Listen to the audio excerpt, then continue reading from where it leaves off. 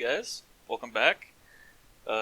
Sorry it's been so long since I've done one of these Mythic Plus videos. It's just I haven't been doing a ton of them, and the ones I have been doing, I've been forgetting to record. So finally managed to record one. This is just a pug that I did with, some pugs. 23 each, nothing too crazy. So this very first pull, we have a little bit of miscommunication, and we decided to pull this pack and this halberd into this next pack. We didn't discuss this beforehand, so I was a little late getting to my speed pot, but we get here anyway, it's no big deal. So right here, I'm trying to make sure I get my dots up on definitely all of the elites, which are signified with a star, and then on as many footmen as I can. You only want to put on your vampiric touch on an enemy that's going to live for at least like 12 seconds.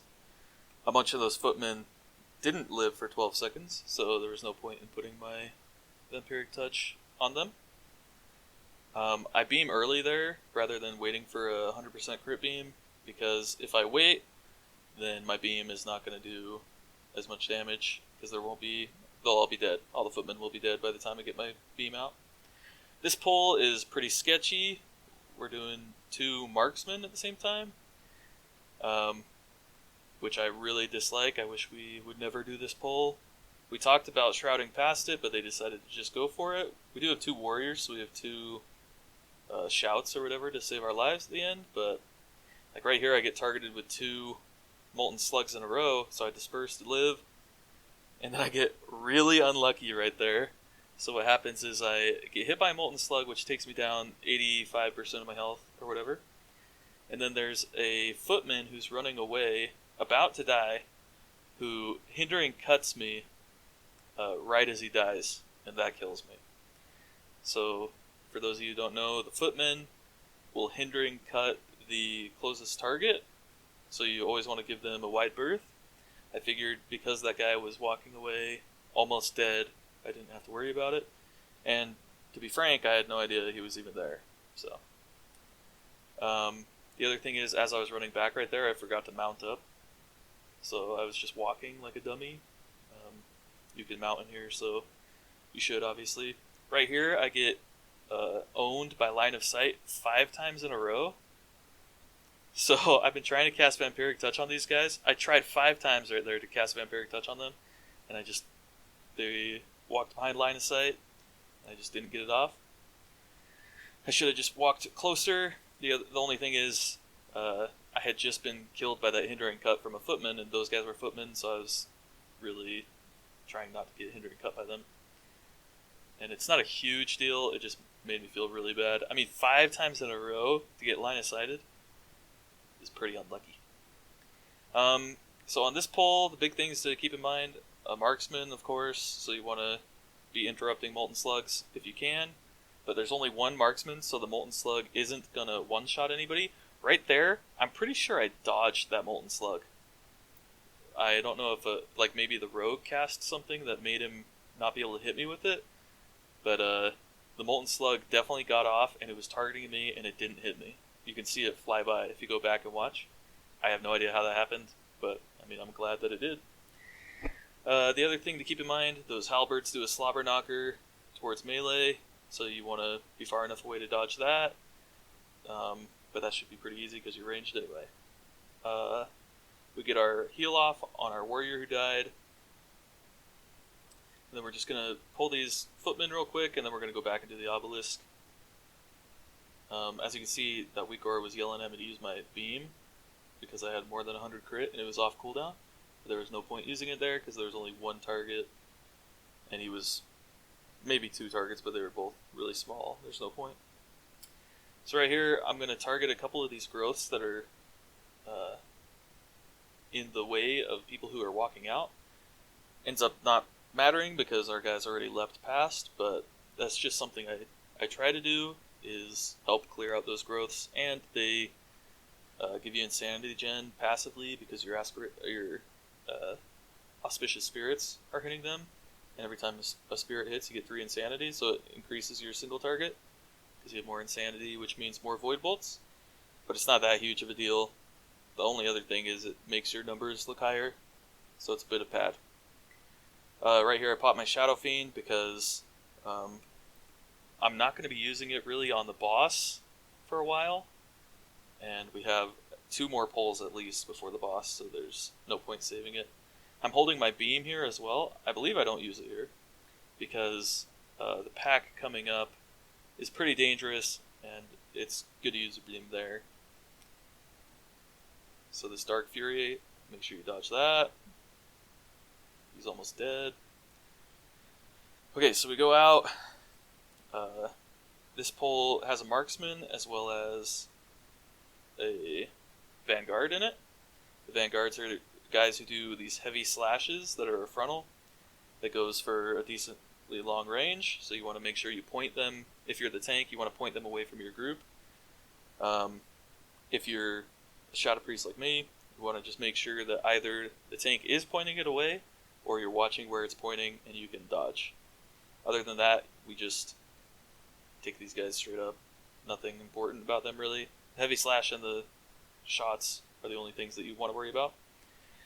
This pack has a Wave Tender who casts Watertight Shell, which you want to interrupt, or else it puts a shield on at least the Wave Tender. It's been so long since one of those has gone off that I don't even remember if it puts a shell on everybody or just the Wave Tender. If anybody knows, feel free to leave a comment. But I mean, you want to interrupt those, because if you don't, it's really bad. It's the same as like in Toldagor, where if you don't interrupt it, it's like you lose a ton of DPS. You definitely don't want to do that. So right there, I line of sighted that marksman. That's why I'm standing by that corner. A lot of times tanks will bring the marksman over to that corner so that everybody can line of sight the shots. I also res our warrior as soon as we're out of combat because I have so much haste that my res is going to be faster than the healer's res. That's something you always want to do. If you need to resurrect somebody outside of combat and you just finish combat, you should always res them rather than your healer for 2 reasons. First, your res is faster, which means they're alive faster, so you can keep going. And second, because your res is faster, the healer doesn't have to res and can sit there and get mana or whatever. So right here, I'm just trying to bait this guy into the bombs. I always try to stand by that thing of boxes right behind me at the beginning, so that the boss has to walk a long way towards me, and then I curve out to the right like I did. This way, it's more consistent to get the bombs, because sometimes the bombs are RNG, so sometimes you get really unlucky and the bombs are put in a really bad spot. This guy summons powder shots as well as vanguards, or marksmen, I guess. Marksmen as well as vanguards. So you got to be really careful because molten slugs are going off, which are really dangerous, and vanguards do the heavy slash, which is really dangerous. And if you get hit by either of those, which I do right there, you die, which is unfortunate. So typically, I guess that's my fault because I should have been watching where that guy was pointing, but at the same time, he should have been stunned or disoriented or something so that the heavy slash didn't go towards me. Like, they stunned him right there, why couldn't they have stunned him when I was running away from the guy? But, I mean, shouldn't blame your team for everything. So, the other thing I should mention on this boss while he's still alive, if you go back and watch, every time he casts the cannon barrage, you'll get circles on the ground that are filled and circles on the ground that are empty. So you can tell the difference if you look at them. The filled ones are like full, and there's like a lot of bright stuff in them, and the dark ones that aren't full are the ones where the bombs are going to land. So if you're trying to run away from the boss, you want to bait him towards the bombs, and as soon as he casts the cannon barrage, you can see where the bombs are going to be, so you can start moving towards the bombs so that you can walk him into a bomb. Something that not everybody knows, like our rogue didn't know that because he ran away from the bombs, but he wouldn't need to know that because he's melee typically, but something to keep in mind. This pull is a huge mistake in my opinion. We pull 3 powder shots at the same time, and they molten slug me to death. I don't know what else I can do. My disperse is on cooldown. There's really nothing I can do about that. Maybe call for a bop. We also pull the commander in there, which is also very dangerous. You have a trample that everybody needs to dodge or it stuns and it does a lot of damage. And you have a wave tender or a wave shaper, I guess, who casts the shield thing that you need to interrupt all the time. So you got like tons of things you need to watch, and it's just super dangerous, and there's no point in doing it. You could do this as 2 pulls and you'd be just fine. If you're going to do that pull, you need to make sure you CC every single powder shot, or you're playing with a bunch of verse amp classes like Demon Hunters or whatever, who can take a couple and not die. But as a squishy Shadow Priest, very dangerous. You don't want to do it. So right here, this is something I had never done till this point. The tank was asking me to see if I can tag any of these guys across the bridge. So I tried to tag them. I guess he's hoping that they'll snap to us or we pull them somehow, or I can kill them from here, which I guess I could, but I've never done this. I don't know why he asked me to do that. I gave it a shot. I could hit a couple of them. I guess you could kill some of them from there, but I have no idea. So every time you come down on the spider, my rule of thumb is every time you go into an obelisk, really, other than, I guess, the Spirit Breaker guy, I immediately pop Fade. Anything that has ads, like the spider, the fear guy, or even the blob, if you pop Fade, it reduces the chances of you getting one shot by the ads, and you obviously don't want to get one shot by the ads, so pop Fade as soon as you go down. It reduces all your threat so that nothing aggroes at you and comes and kicks your butt. So right here I was trying to line of sight the cast from the spider that was on me. It ended up not mattering because our warrior interrupted it anyway. I mentioned in Discord that I was going to line, and he interrupted it anyway, which means that it's more likely another cast is going to go off later. I lined that one, but our rogue interrupts it. So we're wasting interrupts there, which, I mean, it's not a huge deal, and it's probably better that I don't line and we do interrupt so that I have more uptime on the boss, but whatever. Do one or the other, don't do both, because then we use an interrupt and I get no uptime, so there's no point. Right there, what we did is only the tank went out of the portal so that the spotter would target him with this big shot that comes down. Oh, by the way the circles look right here is how they look when the bombs are coming down on that first boss. So if it looks like this, it's going to lay down a mine. If it looks differently, like more bright, then it's not going to lay down a mine. Something else I guess I should mention on that first boss is that if you run him through one of the circles, regardless of if it has a bomb or not, any of the circles, if you run him through one, it'll knock him back. So if you're like running away and you're running out of time and he's about to cast the chain thing on you, you can try and get him into a circle. That way, when he does chain you, the bomb will come down and knock him out of it, and you won't have to be chained. The other thing I should mention that I forgot to is when he does chain you, if you don't manage to get him into a bomb and he puts that chain on you, you want to disperse and run straight towards him immediately. Because the chain is very deadly, so if you don't disperse, you're going to die. Dispersion also increases your movement speed, so you can get in and get out really fast. The idea is you want to get to the boss, make him start casting Steel Tempest, and then get the crap out of there or else you're going to die. So you want to disperse, run in, run out. Also, something to keep in mind is you should tell the rest of your group that if you do get chained like that, you're going to run in. Everybody should be running in when that happens. Okay, let me rephrase that. Everybody who gets chained by the boss should run in as soon as they get chained and run out. Everybody else, as soon as the chain goes out, should run away from the boss. Because the chain is super deadly, so you want to get rid of it as fast as you can, which means go in, make him cast something else. And the ability right afterward that he casts, the Steel Tempest, is also super deadly. It'll one-shot anybody inside of it. So everybody, all melee and the tank, run away from the boss. you run in as fast as you can and out as fast as you can, and then it makes it a non-issue.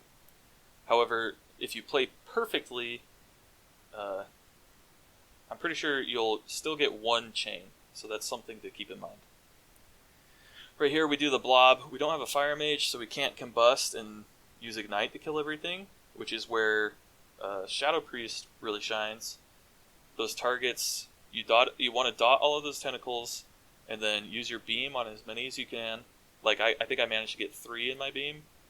It depends on the dungeon that you're in and where the blob is, but a lot of the times you can get 3. Sometimes if you're lucky you can get 4, and you can always get 2. So if you're in like a mother load and you don't snap them, then that's like the worst place to do it, and you'll only get 2. But most other places you can at least get 3. Sometimes you can get 4, and if you snap the tentacles, then you can always get 4, which is not a bad idea. Right here we're going to pull all the Marauders at the same time, focus them down.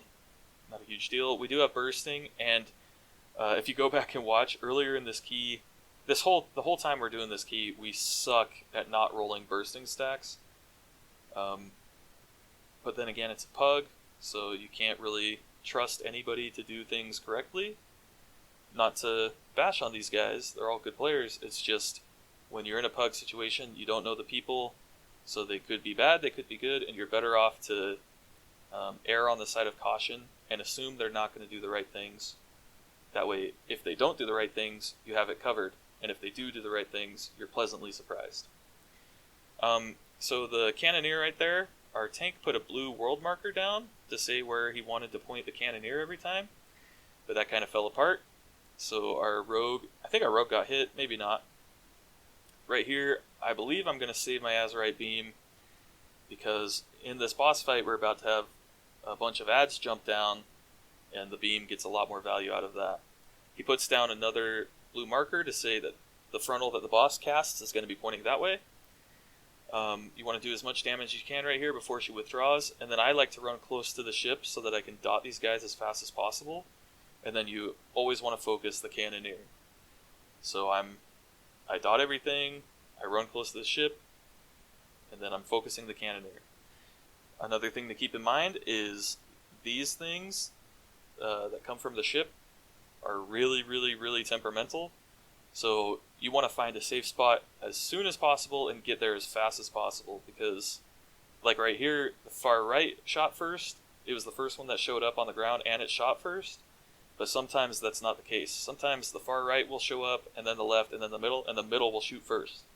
So you want to really get out of there, get safe as fast as possible. There are a couple spots where you can stand that will never get hit by those.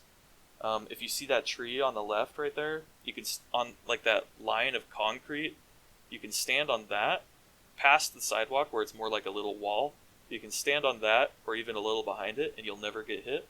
But then that requires the boss to be tanked here in the middle of the room where you can still hit it. And it could be kind of sketchy. So something that you would try with a coordinated group, not with a pug. This fight is really good for Shadow Priest because it's 3 targets, so you get to Mind Seer instead of Mind Flay, and even when they split up like that, you still do damage. There are some times where people will CC one of the ads on the boat, and I mean, it's nice because then there's less damage going out or whatever, but it's detrimental to Shadow Priest because then you, 1, have to Mind Flay, which gives you less insanity than Mind Searing 3 targets, therefore you do less damage single target, and 2, your beam is going to do less damage, which makes your numbers look lower, and nobody wants to see smaller numbers. The good times to VE in this fight are when those ads are out, although there's not a lot of damage going out. Really, there's not a lot of damage going out from that boss ever. If you get unlucky and a gut shot goes on one of the DPS, which happened that fight, then that's probably a good time to VE because the gut shots do a lot of damage, but who am I to say? There's no like great time for it. This next section of the dungeon is like heaven for Shadow Priest because there's a lot of ads, You can do tons of damage. You can stand far away so nothing hits you. And it's really, really nice. You can chain, so you get a bunch of chorus value. It's super nice. So something to keep in mind with these, the pillagers and the buccaneers will throw bananas on the ground that you need to dodge, like that little swirly that's under me. You need to dodge those or it will stun you. The demolisher will cast an AoE fear, this terrifying roar right here. Anyone standing in that will be feared and take a bunch of damage, I'm pretty sure. So you want to be at range for as much as you can of this so that you don't have to stand in that. There is a Tempest, a Bilge Rat Tempest in this group, in the second group, which we ended up pulling into this.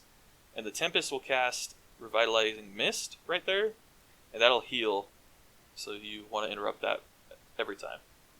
The other thing that the Crusher guy casts is a Frontal that goes like a big long ways. Your tank always wants to point that away from the group. Oh, they're called Demolishers. They're called Crushers in Freehold. They're pretty much the exact same mob, although they just cast different abilities, I guess. But they look the exact same, so you want to point the Demolisher away from the group, and if you're ranged, you want to make sure you know which direction it's facing and not stand in that direction. Easy to dodge. The other thing I should mention is those bananas that the monkeys throw. They leave a swirly on the ground when they cast it, and the banana has a travel time, so the closer you are to the monkey, the faster the banana will get to you. So you want to stand far enough away that you have time to move out of the swirly. But the other thing is, when the banana gets to the swirly, it doesn't just disappear, it stays there on the ground for a while. Maybe permanently, I'm not sure. But long enough that if you dodge the swirly, you can still walk back into the banana.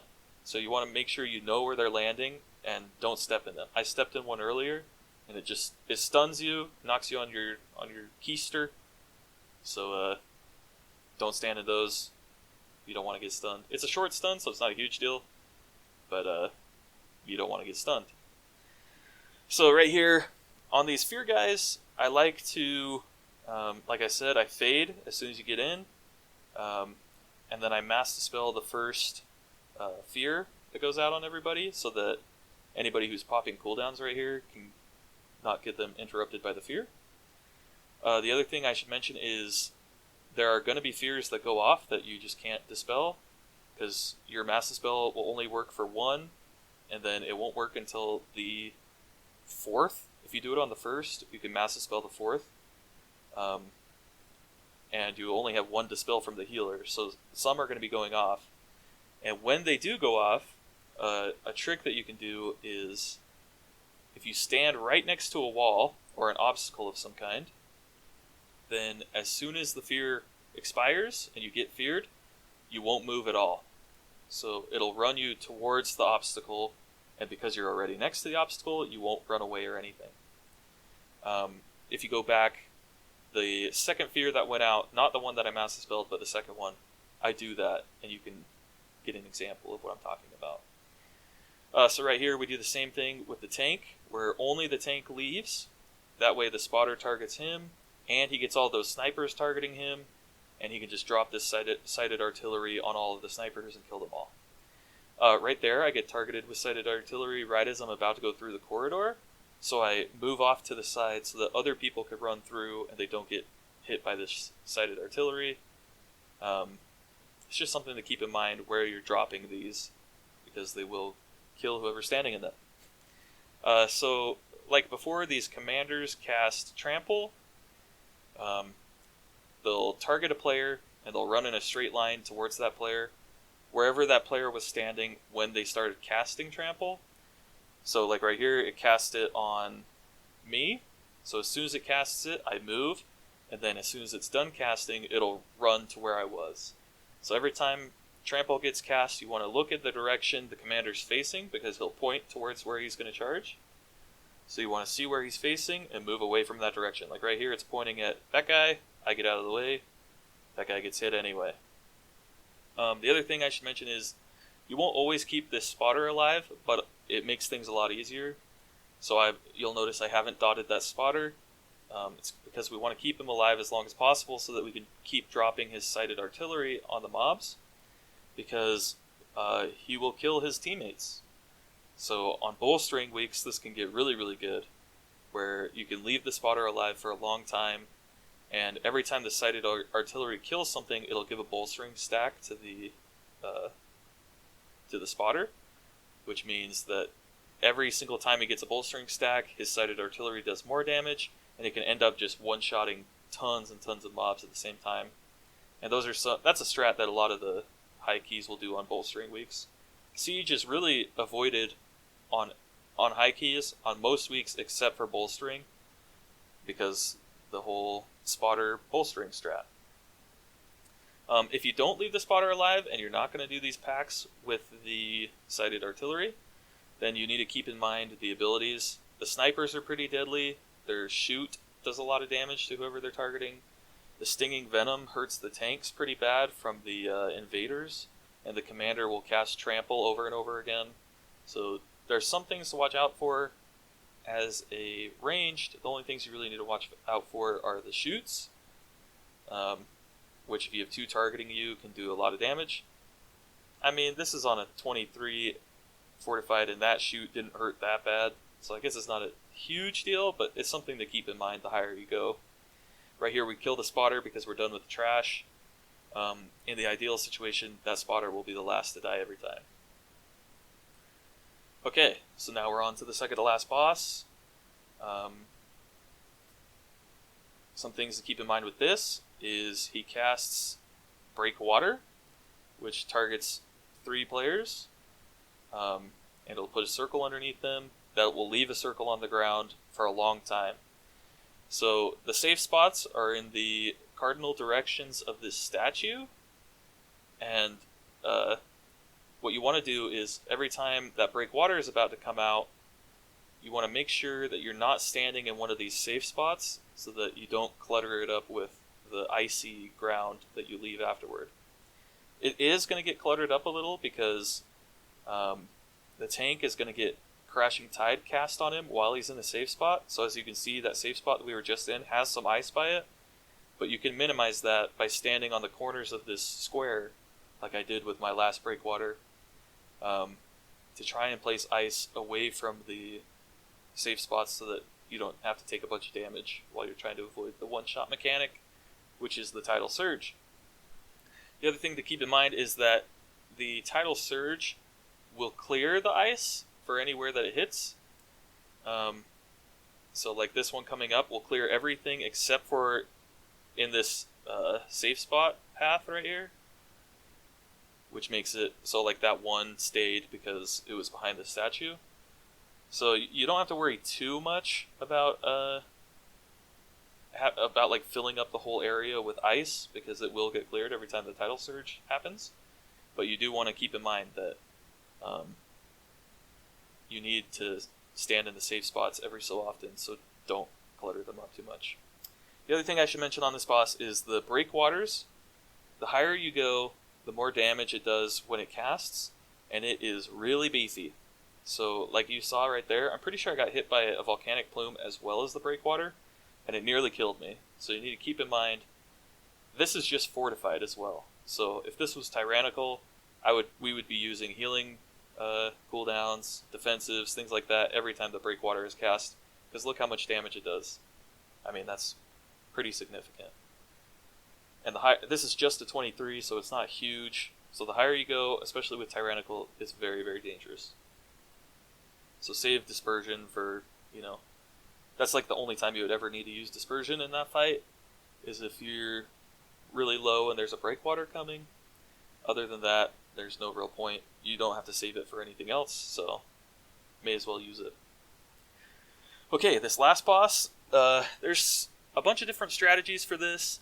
If you have a fire mage who can like one-shot basically a gripping tentacle, then a lot of teams will just focus on the gripping tentacle and blast it down super fast.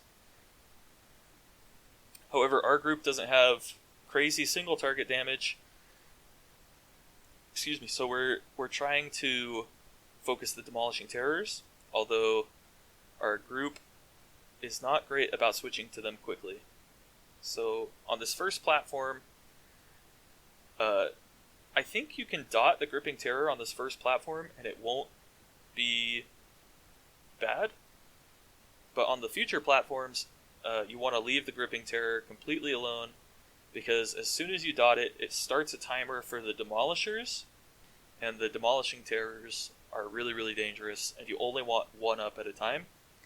So if you're going to start hitting the Gripping Terror, you want to make sure that everyone's hitting it and you're trying to kill it as fast as possible so that you can move to the next platform. Otherwise, don't dot it, don't touch it at all, don't body pull it, so don't stand close to it, anything like that, because you could really screw up your team. Something else I should mention is I put my Mythic Plus timer in a different spot for this dungeon because I was wanting to make it clearer for the video, but it ended up backfiring because my boss targeting frames are over there, and my Mythic Plus timer is on top of it, so I can't use those to target things, which is not helpful, and I can't look at my dots on things, and I can't look at the health for things. It's just a big mess. I'm pretty sure maybe not. I thought we wiped on this boss one time, but I could be incorrect. I'm saving my focused azerite beam because this terror is almost dead anyway, and we're going to need it for when we bombard the next Gripping Terror. We're going to blow lust, we're going to pop all our cooldowns, and we're going to try to kill this Gripping Terror as fast as possible. And so I want to save my focused azerite beam for that, even though it's not going to be a 100% crit beam. We leave our warrior back there to shoot the cannon because he can leap across. Shadow Priest is good, okay, I would say, for shooting the cannon, because you can levitate over the water. So it's not a huge deal. You also have body and soul to run quicker.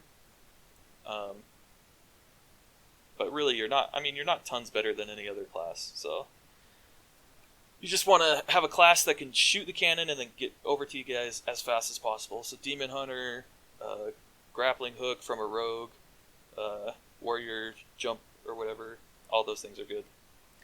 So right here we pop lust, we pop all our cooldowns, and we try to kill that tentacle as fast as possible. Also, I forgot to use my azerite beam, or else we would have made it in time. You're trying to kill that. Oh yeah, we do wipe here. Oh no, we don't wipe here.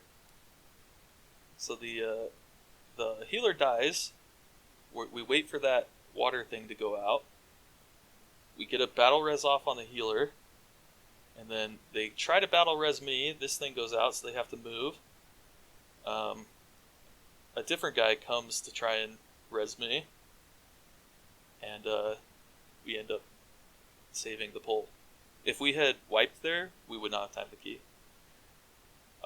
Like I was saying before, though, the reason that you all in that Gripping Terror is because the boss will only ever cast. The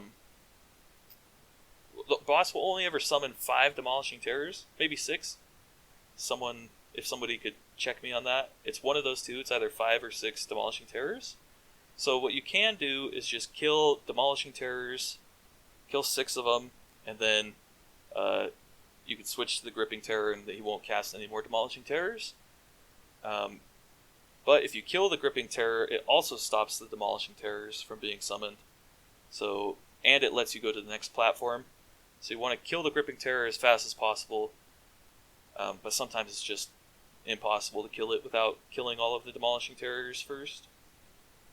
The other thing I should mention on this fight is you can mass dispel those giant dots, the putrid waters that get cast on people, but you want to be really careful. I almost always only use it for myself to save the healer dispel, but technically you can dispel both, but you need to be really careful that you don't dispel somebody who has people standing next to them, because when it gets dispelled, it'll knock back all your allies who are standing in the circle, and that can wipe your group fast. So unless you're really confident with it, only ever dispel yourself, and even then, sometimes it's not worth it. Sometimes it's better to shield yourself or whatever. So as soon as this last gripping terror dies, all we need to do is survive until he fixes the cannon, and then you can shoot the cannon, and that's the end of the dungeon. So I just told my group I'm going to shoot as soon as it's ready. I wait for those water things to go out, shoot the guy. It's the end of the dungeon. So if you guys have any questions or anything, let me know, and I'll answer them in the comments. Thanks for watching. I'll do more of these. See you guys later.